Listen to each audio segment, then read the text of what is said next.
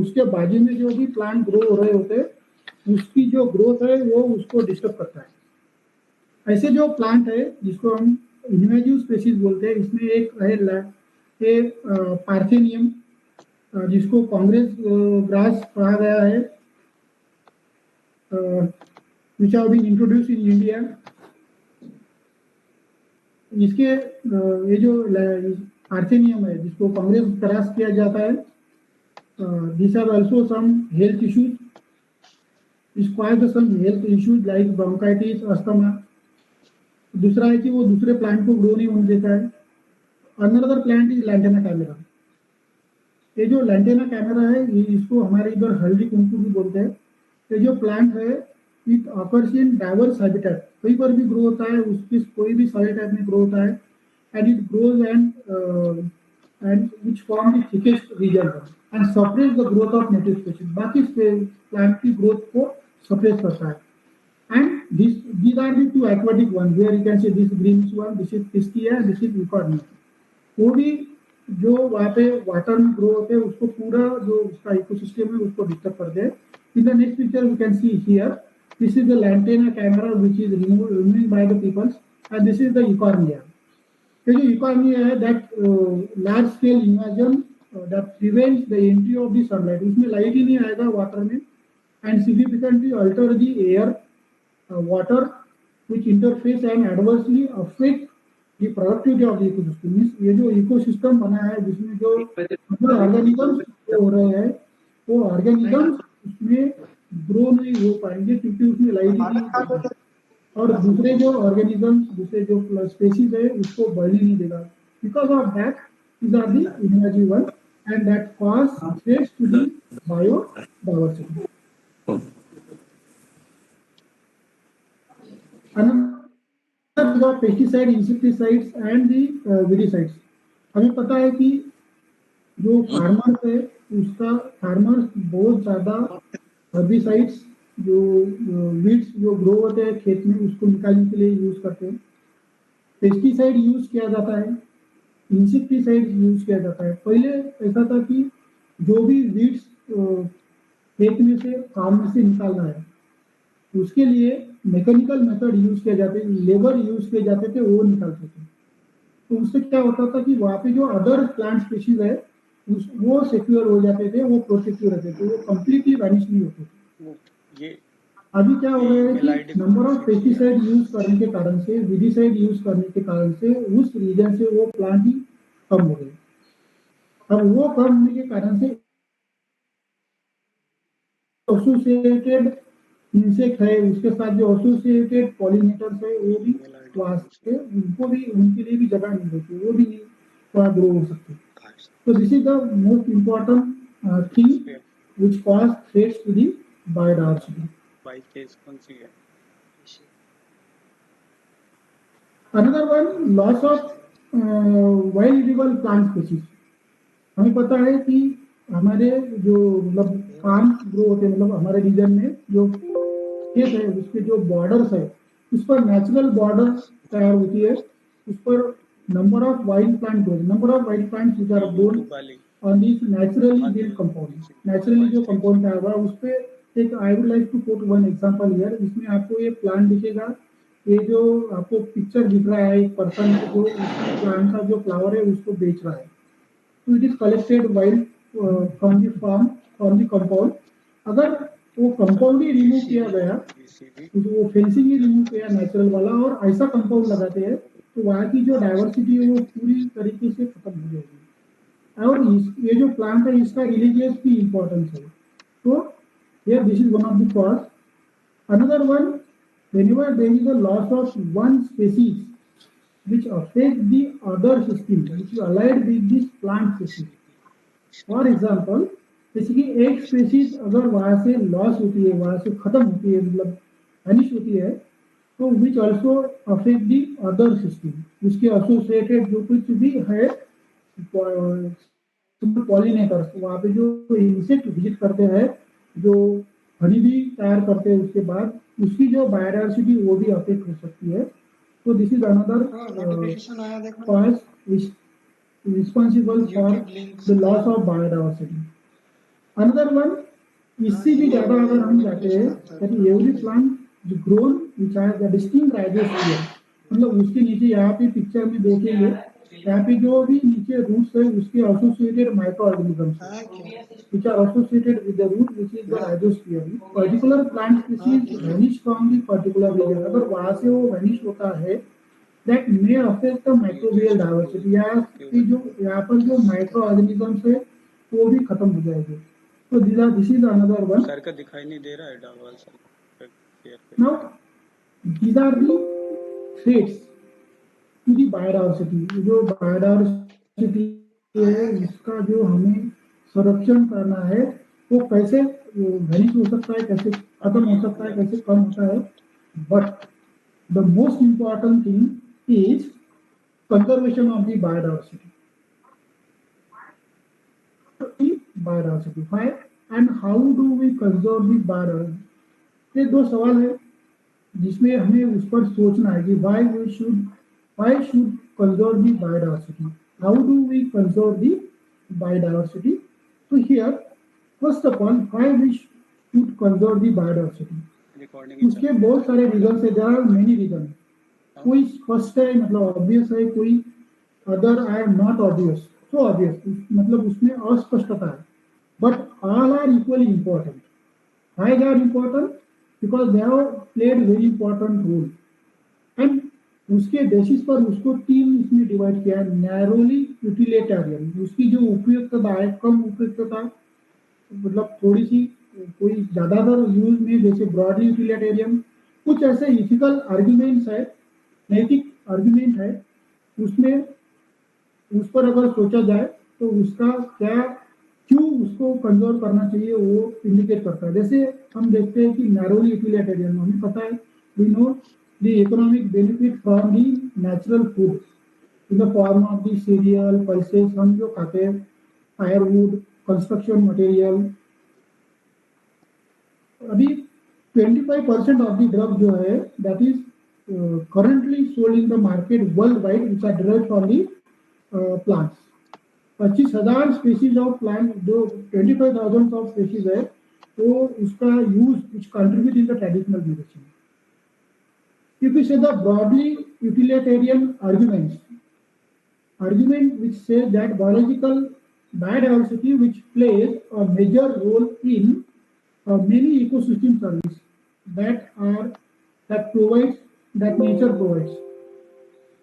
I would like to mention one question here. Can we put an economic value on this service by the nature? जो हमें nature service दे रहा है उसका कोई economic value हम निकालते हैं. How much pains you can get some idea by finding out how much your neighborhood hospital which spends on a cylinder of the oxygen. जो भी ऑक्सीजन हम अपने नियर बाय हॉस्पिटल में ऑक्सीजन सिलेंडर यूज किए जाता है, उसका कोई हमने कुछ कैलकुलेशन किया है कि वो कितने नेचर मतलब जो कलेक्शन है वो कितना वैल्यू होगा. तो वी नीड टू थिंक. इसके लिए एक चीज बताना चाहूंगा कि जो प्लांट जो जिसका एज नियर अबाउट 15 साल का है, जो पूरी तरीके से मैच्योर हुआ है, वो एक साल में 5 लाख का ऑक्सीजन दे सकता है. 5 लाख रुपीज कॉस्ट का, ऐसा एक कैलकुलेशन है. अनदर थिंग, हमें जो फ्रूट्स मिल रहे हैं this is only because of pollination. जैसे कि एक इंसेक्ट एक जगह से प्लांट से दूसरे प्लांट पर जाता है तो वो पोलन ग्रेन लेके जाता है. तो this plays very important role. अगर वो वहां से जाएगा ही नहीं, पॉलिनेशन ही होगा, ट्रांसफर ऑफ पोलन ग्रेन ही नहीं होंगे, तो there is not a pollination. If there is not a pollination naturally, then there is not a possibility to form the fruit. हमें जो फ्रूट मिल रहा है, हमें जो सीड मिल रहा है, वो ही नहीं तैयार होगा. तो this is the another service of the biodiversity. And what will be the cost of accomplishing the pollination without help from the natural pollinators? उसकी जो कुछ कॉस्ट है उसको पूरा करने के लिए वो चीज सबसे इम्पोर्टेंट है. और उसके साथ है इथिकल आर्ग्यूमेंट. उसकी जो नैतिक आर्ग्यूमेंट है फॉर कंजर्विंग दी बायोडाइवर्सिटी, जो फिलोसॉफिकली और spiritually we need to realize that हमें वो रियलाइज होना चाहिए कि every species which has intrinsic value, उसकी एक वैल्यू है उस बायोडायवर्सिटी में, and even if it may not be of a current or any economic value. उसकी economic value नहीं है, but that plays very important role in the nature. So we have a moral duty to care for their well-being and pass on our biological legacy in a good order to future generations. So because of that, there is a need to conserve the biodiversity. So with this, we how do we conserve the biodiversity? This is the types of the conservation: in situ conservation and ex situ conservation. This is the common terminology. In situ conservation, this is biodiversity at all its level, genetic species or the intact ecosystem that can be best preserved in situ, means in the natural habitat, by setting aside an adequate representation of the wilderness as a protected areas in the form of the national park sanctuary. मतलब ऐसे जो natural habitat में कोई species को protect कर सकते हैं, but the species can not is the protect individually. हम अगर चाहे इसमें एक ही स्पेसीज को प्रिजर्व करना है, ऐसा नहीं होगा. There is a need to protect the entire ecosystem in the natural habitat. उस हैबिटेट में उस इकोसिस्टम को प्रोटेक्ट करना है in a natural habitat. This is one of the aspects of the conservation, which is called as in situ conservation. Another aspect is the ex situ conservation, means other than the natural habitat, outside the natural habitat. Outside the natural habitat, it is in a controlled situation. Outside the natural habitat means controlled situation. For example, botanical garden. हम botanical garden में कोई garden में plant कहीं से लाते हैं, उसको plant करते हैं, मतलब वहां लगाते हैं. This here we conserve that particular plant species there. Gene bank है, सीड बैंक है, कुछ जूलॉजिकल पार्क है, उसमें भी कुछ एनिमल को, I will not talk about the animals. And other than this, there are also some practical experiences I would like to share here. Along with these technical things, I would like to share some conservation thing that is very important. ये जो मैंने अभी पहले भी बताया था कि bio fencing around the form. These are the ways to need to think for the conservation. हमें उसके बारे में सोचना है. जैसे कि बायो फेंसिंग अभी उसका बहुत ज्यादा बूम फैला जा रहा है, उसका बहुत ज्यादा मतलब हो रहा है कि लोगों ने बायो फेंसिंग लगाया था. अभी एक सिस्टम नया भी आ गया है कि वो पूरा बायो फेंसिंग निकाल के, मतलब वो जो नेचुरल कंपाउंड है वो निकाल के ऐसा कंपाउंड लगाया जाता है. अगर नेचुरल जो प्लांट्स है, अगर वो प्लांट का कंपाउंड तैयार करते हैं, तो वहाँ जो डाइवर्सिटी है वो अदर स्पेसीज की वो भी वहाँ मेंटेन हो सकती है. Another is the reintroduction of plant species which is vanished from particular geographical region. अभी number of plant species which is recorded, and this is recorded in the form of the flora. जैसे हम botany के language में कहेंगे तो उसका एक flora होता है. जैसे मैं चाहूँ एमपी का एक फ्लोरा है, उसमें एमपी में कोई डिस्ट्रिक्ट है, उसमें जो प्लांट्स है उसका जो रिकॉर्ड है, कौन से प्लांट रिपोर्ट किए, कौन सी स्पेसीज रिपोर्ट की गई, वैसा रिकॉर्ड है. अगर हम वहाँ भी विजिट करते हैं, वहाँ वो स्पेसीज नहीं दिखाई देती है उस रीजन में जहाँ रिकॉर्ड किया है, मतलब वो जियोग्राफिकल रीजन में, लेकिन वो दूसरी जगह ग्रो हो रही है. उसको अगर हम री इंट्रोड्यूस करने की कोशिश करते हैं, तो this plant species that may be retain there again resume there, this may adjust there, और वो एडजस्ट होने के कारण से उसके साथ जो एसोसिएटेड इंसेक्ट बायोडायवर्सिटी होगी या फिर कुछ प्लांट होंगे जो एजोस्फीयर होगा, वो भी रिज्यूम हो सकता है. Another way that is need to think on natural biodiversity of the species. मतलब वो स्पेसीज की हमें नेचुरल बायोडायवर्सिटी पे सोचना चाहिए, not on the basis of the political और द आर्टिफिशियल बाउंड्रीज. जैसे हमने आर्टिफिशियल बाउंड्रीज बनाई गई है कि ये रीजन है, ये तालुका है, ये स्टेट है और ये है, या फिर कुछ जियोग्राफिकल रीजन है. इसके वजह से क्या है कि ये कुछ रीजन में है, कुछ रीजन में नहीं है. But we need to think कि वो हर जगह है क्या, और उसके लिए जो पॉलिटिकल उसमें ना सोशियो पॉलिटिकल बाउंड्रीज पे, तो नेचुरल जो बायोडाइवर्सिटी है उस पर हमें सोचना जरूरी है। और सेम स्पेसीज, जो भी स्पेसीज है वो that grown in different geographical region, for example कुछ फॉरेस्ट में ग्रो हो रही है और कुछ अपन गार्डन में लगा रही है, मतलब उसकी जोग्राफिकल रेंज चेंज हो गया है, वो हाई एल्टीट्यूड पे है और अभी ये नीचे आ गया, तो वो टैक्सोनॉमिकली और मॉर्फोलॉजिकली सेम रहेगा, वो दिखने में सिमिलर रहेगा, but at the genetic level और मॉलिकुलर में भी डिफरेंट, उसका जो जेनेटिक कॉन्स्टिट्यूशन है वो भी उसमें थोड़ा वेरिएशन आ सकता है। तो इसीलिए हमें जो भी प्लांट जहाँ ग्रो हो रहा है, मतलब वहाँ ग्रो हो रहा है, मतलब यहाँ भी ग्रो होना चाहिए ऐसा नहीं है, जब वहाँ भी ग्रो है वहाँ भी ग्रो हो रहा है, उसको हमें कंजर्व करना चाहिए। तो another aspect for the conservation of biodiversity is the holistic approach, मतलब वो सर्व समावेशक, मतलब हम जो प्लांट स्टडी करते हैं, अभी क्या है कि अगर हम हमारा स्पेशलाइजेशन एक है कि मुझे टैक्सोनॉमी रिलेटेड वर्क करना है, तो मैं उसी के बारे में सोचूंगा, मुझे एखादा कोई है जिसको फाइटोकेमिस्ट्री करना है, एखादा कोई है जो इकोलॉजिकल स्टडी कर रहा है, but we need to use the holistic approach. ऐसा नहीं कि अकेले ही स्टडी करना चाहिए, वो सब मिला के भी कुछ जो अलग अलग फील्ड्स के लोग हैं वो भी उसका स्टडी कर सकते हैं। Means for the biodiversity assessment, उस स्पेसीज की बायोडाइवर्सिटी असेस करने के लिए, उसका स्टडी करने के लिए वो एक होलिस्टिक अप्रोच होना जरूरी है, जिसमें मॉर्फोलॉजी, उसका फिजियोलॉजिकल क्या चेंजेस है, फाइटोकेमिकल कौन से कंटेंट है, उसकी इकोलॉजिकल कौन से फीचर्स है, उसमें कौन से पॉलिनेटर्स है, जैसे मैंने बताया इंसेक्ट वगैरह, जैसे राइजोस्फीयर है उस प्लांट का, जो कुछ राइजोस्फीयर है, जो कुछ माइक्रोबियल डाइवर्सिटी है वो कैसी है, और उसके साथ उसका जो जेनेटिक कॉन्स्टिट्यूशन है वो कैसा है, that is the very important thing.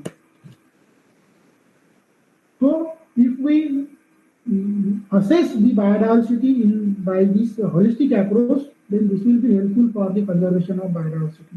And another aspect is the कुछ ऐसे प्लांट स्पीशीज है जो और ज्यादा वेरिएशन दिखा, जैसे अपन देखते हैं कि वेराइटी ऑफ राइस, बट कुछ वाइल्ड प्लांट्स है कि जो कल्टीवेशन में नहीं है, but that shows the variations, that is called as below species level. So there is also need to study what are the changes, what are the genetic changes which is occurred in that plant. So these are the conservation aspects. And for the conservation of the biodiversity, to create the awareness, Government of India, which published the Biodiversity Act, I will not go in detail. The main objective is conservation of the biological diversity, sustainable use of the component, जो भी component है उसका use होना चाहिए। ये जो है इसमें एक 65 सेक्शंस और 12 चैप्टर्स है, और उसमें इसको ध्यान में रखा गया है कि रिसर्च, बायो सर्वे, कमर्शियल यूज, उसके जो है जो बायोडाइवर्सिटी एक्ट है उसका जो इम्प्लीमेंटेशन है ये 3 इसमें डिवाइड किया गया है, जैसे कि नेशनल अथॉरिटी जो चेन्नई में उसका ऑफिस है, नेशनल बायो NBA, उसके साथ में स्टेट बायोडाइवर्सिटी बोर्ड बनाए गए उसके एक्ट के बेसिस पर, जैसे कि 26 स्टेट बायोडाइवर्सिटी बोर्ड इस्टेब्लिश किए गए हैं। कुछ ऐसे 15 स्टेट है जिसमें उन्होंने एक नोटिफिकेशन, मतलब रूल्स निकाले हैं in according to the biodiversity act, how to use the biological resources, और उसके साथ लोकल लेवल पर उसका अवेयरनेस होना चाहिए, वहाँ जो बायोडाइवर्सिटी उसका डॉक्यूमेंटेशन कैसे होना चाहिए, उसके लिए बायोडाइवर्सिटी मैनेजमेंट कमेटी बनाई गई है, तो that is called as BMC। You can see this number 32,918 BMCs throughout the India. This is, I would like to show, this is only one example which are mentioned in the Biodiversity Act. जो हमें जो भी कुछ biological material use करना है और obtaining the biological resource for the research and commercial use, उसके लिए जो यूज करना है, हम वैसे डायरेक्ट उसका यूज नहीं कर सकते कमर्शियली और रिसर्च के लिए भी, we need to take the permission, we need to intimate the state biodiversity board, but इसमें से कुछ लोगों को एक्सक्लूड किया गया है, that is the some communities और सम कम्युनिटीज जो कल्टिवेटर्स है, जो ग्रोवर्स है, कल्टिवेटर ऑफ द बायोडाइवर्सिटी, और कुछ जो ट्रेडिशनल हिलर्स है जैसे कि वैदूज है, हकीम्स है, उनको इसमें से एक्सक्लूड किया गया है। उसमें जो बायोडाइवर्सिटी एक्ट है उसमें और एक प्रोविजन है जो अभी मैंने बताया था कि जैसे people biodiversity register, is very common terminology. हम देखते हैं कि पीपल बायोडायवर्सिटी रजिस्टर, तो दिस पीपल बायोडायवर्सिटी रजिस्टर, उसको पीबीआर कहा जाता है। ये स्टेट बोर्ड और जो बीएमसी जो है वो उसको अच्छी तरीके से कंडक्ट करती है। जैसे कि participatory documentation of the local biodiversity of the traditional knowledge and practice. जैसे कोई एक गांव है या कोई रीजन है जहाँ पर बायोडायवर्सिटी, लोकल बायोडायवर्सिटी है, तो उसको अगर डॉक्यूमेंट करना है, वहाँ पे जो ट्रेडिशनल नॉलेज है लोगों में, जो बहुत सालों से पीढ़ियों से चलते आ रहा है, उसकी जो प्रैक्टिसेस है उस पर उसका डॉक्यूमेंटेशन करना है, तो कैसे करेंगे? उसको रिकॉर्ड करना है, वो नॉलेज जाना भी नहीं चाहिए, एक जनरेशन से दूसरी जनरेशन तक आना चाहिए। उसके लिए उसका रिकॉर्ड कैसे किया जाएगा, उसके लिए फॉर्मेट बनाया गया है। और इस फॉर्मेट, ये जो फॉर्मेट्स है, ये फॉर्मेट्स उसके अवेलेबल है पीबीआर के लिए, मतलब ट्रेडिशनल नॉलेज को कैसे डॉक्यूमेंट करना है, वहाँ पे जो लोकल बायोडायवर्सिटी कौन से प्लांट ग्रो हो रहे हैं उसको कैसे डॉक्यूमेंट करना है, उसका ट्रेनिंग दिया जाता है। ऐसे पूरे इंडिया में जो नियर अबाउट 2,67,608 ये रिसेंट डेटा है which is collected from this website recently. इतना पीबीआर रजिस्टर 28 स्टेट में तैयार हुआ है। और इसमें जो पार्टिसिपेशन है, there is a participation of various stakeholders. Various stakeholders means right from the person which is involved in the documentation and the person who has this knowledge, उसको जो knowledge है उसमें। और इसके लिए मैं एक चीज बताना चाहूंगा कि जो मध्य प्रदेश है, this is very this plays very important role in the conservation of the biodiversity, that is PBR near about 23,557 PBR मतलब people biodiversity registered हो चुके हैं। और उसके अलावा जो बायोडायवर्सिटी एक्ट है, अभी नया एक बिल रखा गया था, उसको बायोलॉजिकल डाइवर्सिटी अमेंडमेंट बिल है, जिसमें जो 2002 का एक्ट है बायोलॉजिकल डाइवर्सिटी एक्ट, उसमें कुछ प्रोविजंस किए गए, कुछ बदलाव उसमें है। अभी वो फाइनल ड्राफ्ट आने का है, पब्लिश होने का है। उसमें जो प्रोविजंस किए गए, जैसे कि bring more foreign investment in the chain of the biological resources, मतलब जैसे कि इंक्लूडिंग द रिसर्च पेटेंट, जो फॉरेन कंट्री जो है उसमें जो इन्वेस्टमेंट है उसमें कैसा किया जाता है, और दूसरा reduce the pressure on oil medicinal plant. जैसे बहुत सारे मेडिसिनल प्लांट का अभी मेडिसिन बनाने में यूज किया जा रहा है, तो उसको उसका प्रेशर कैसे कम किया जा सकता है, उसको कल्टीवेशन में लाके by encouraging the cultivation of the medicinal plants and encourage the Indian system of the medicine. अभी ट्रेडिशनल नॉलेज को ज़्यादा बढ़ावा देने के लिए आयुष मंत्रालय से भी बहुत सारे इनिशिएटिव लिए गए हैं, तो that is the very important thing. So I will not go in detail now. Along with this things you know biodiversity क्या है, उसका एक्ट क्या है, बट क्या होता है कि वो जो सभी चीजें है, बट उसके बारे में जो नॉलेज है, उसके बारे में जो अवेयरनेस है वो कम है। तो this creating communication, education, public awareness for the biodiversity, it is the need of the day। Sir ने भी बताया था, दवंडी सर ने, कि इसकी अवेयरनेस करना बहुत जरूरी है। तो हम उसका अवेयरनेस कैसे करेंगे, लोगों तक कैसे पहुंचाएंगे, क्या इनिशिएटिव लिए गए हैं। तो यार if you see awareness creation, उसका जैसे कि मैंने अभी बताया कि उसका lack of knowledge about the importance of biodiversity. मतलब हम बायोडायवर्सिटी बायोडायवर्सिटी जैव विविधता बोलते रहते हैं, but we should know, we don't know what exactly the importance. तो नेचर हमें क्या प्रोवाइड कर रहा है, वो हर लोगों तक, हर स्टेक होल्डर को पता होना चाहिए कि बायोडायवर्सिटी का इम्पोर्टेंस क्या है, उसको लॉस के लिए क्या रीजन है। दूसरा है कि कैपेसिटी बिल्डिंग, मतलब उसके अलावा कैपेसिटी बिल्डिंग के अलावा उसमें जो कुछ लोगों में क्षमता निर्माण कर सकते हैं, जिसमें जिसमें पीबीआर प्रिपरेशन, जैसे कि उसका जो डाइवर्सिटी का डॉक्यूमेंटेशन है वो उस कैपेसिटी बिल्डिंग के थ्रू कर सकते हैं। और उसके अलावा अभी जो भी लाइवलीहुड जनरेशन है उस पर कुछ प्रेशर आ सकता है, क्योंकि उसके लिए अल्टरनेट एवेन्यूज भी है, जो भी है वही यूज कर रहे हैं। तो उसके लिए कुछ लोगों को ट्रेन करके, मतलब उसमें एंटरप्रेन्योर डेवलपमेंट करके उनको ट्रेनिंग दे सकते हैं, वो भी एक उसमें इनिशिएटिव है। और दूसरा एसेस एंड बेनिफिट शेयरिंग, उसमें सबसे इम्पोर्टेंट है कि जो बायोलॉजिकल डाइवर्सिटी एक्ट है, बायोडाइवर्सिटी एक्ट है, जैसे कोई रीजन से ये जो मेडिसिनल प्लांट है वो कलेक्ट किए जाते हैं, बट जब भी वो कलेक्ट किए जाते हैं तो उसको एसेस भी किया जाता है, वो लोकल बॉडी थ्रू कलेक्ट किए जाते हैं, but there is a need to share the royalty, उसको उसका कुछ बेनिफिट मिलना चाहिए। ये पिक्चर में अपन देखेंगे कि यहाँ पे जो लोग हैं वो मेडिसिनल प्लांट को जंगल से, मतलब वो रीजन से कलेक्ट करके लाए, उसको कट कर रहे हैं। वो जो लोकल कम्युनिटी है उनको कुछ उसका शेयर मिलना चाहिए, उसका एसेस मिलना चाहिए।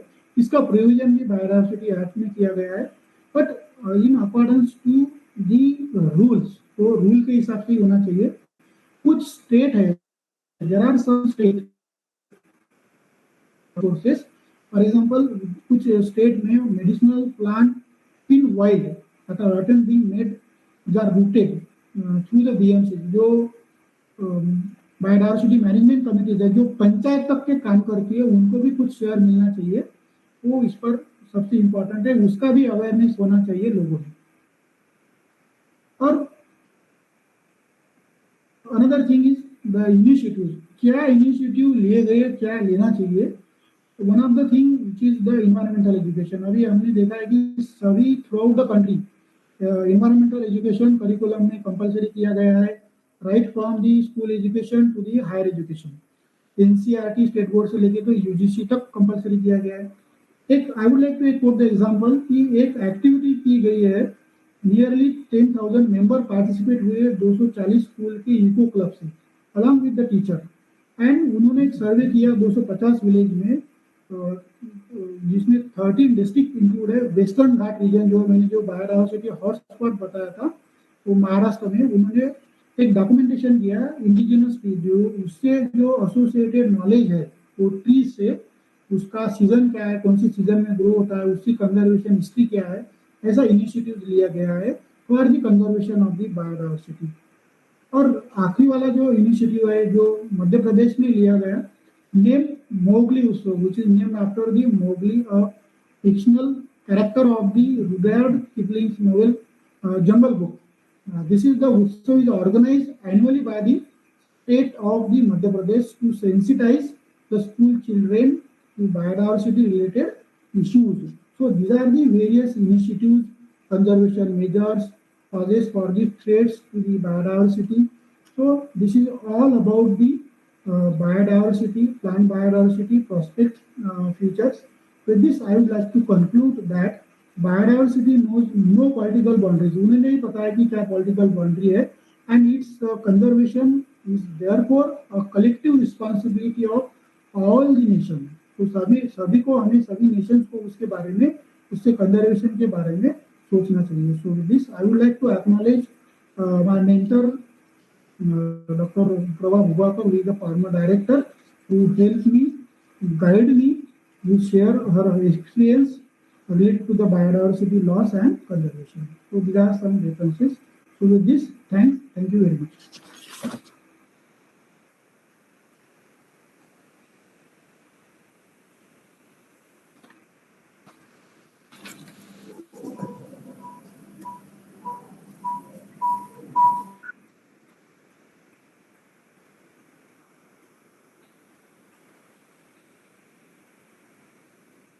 Hello. Hello hello. जी सर। Yes sir. धन्यवाद सर। और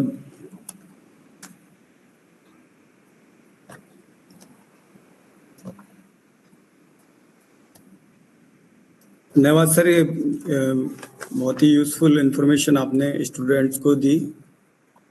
अधिकतर जो हमारे साथ में जुड़े हुए हैं वो हमारे स्टूडेंट्स ही हैं। और लैंग्वेज मैंने उसको चेंज किया, थोड़ा हिंदी में बताया। जी सर, जी सर, थैंक यू सर। अब ज़्यादा समय ना लेते हुए कार्यक्रम को आगे बढ़ाते हुए हमारे द्वितीय वक्ता को करने के पहले मैं उनका ब्रीफ इंट्रो देता हूं।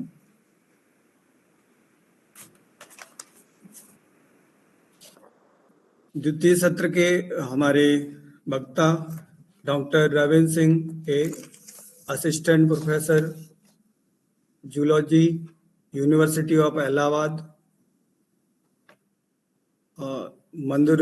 सर, आपने मदुरई कामराज यूनिवर्सिटी से पीएचडी बायोटेक्नोलॉजी सब्जेक्ट में किया हुआ है।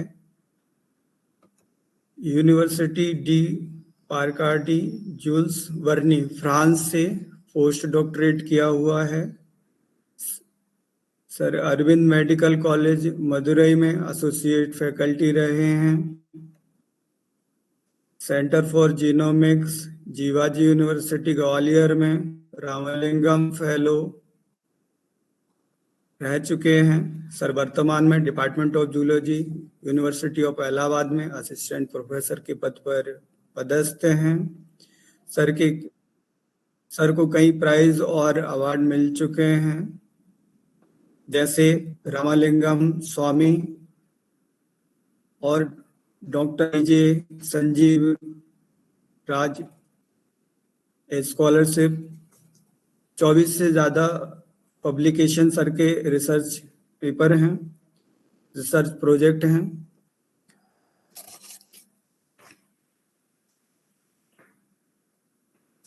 सर,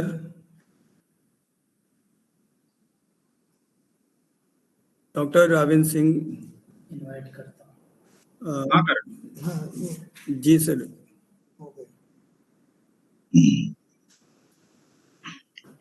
यस, थोड़ा सा इंटरनेट कुछ issue. Hello Karan, can I begin? Yes sir, जी sir.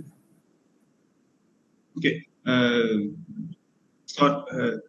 thank you Mr. Kaluram for this kind introduction, and yes, I somehow tend to call him Karan because I have known him since my days at Jivaji University Gwalior, and we all call him Karan only. So I think impromptu it comes to my mind. His name Karan only strikes me and not Kaluram. So apologies for that. And yes, I also take this opportunity to thank Mr. Jitendra Davande, Principal Government College SDI, for his kind invitation, for inviting me to give a lecture in this presentation. And yes, as a teacher in an university, it is such an immense pleasure to talk to students from colleges and share our experiences, both as a teacher and as when we were students. I would also like to congratulate the organizing team. The topic which they have chosen for this particular seminar is indeed a very important aspect today, considering the habitat and species loss our planet Earth is undergoing, although immensely due to anthropology.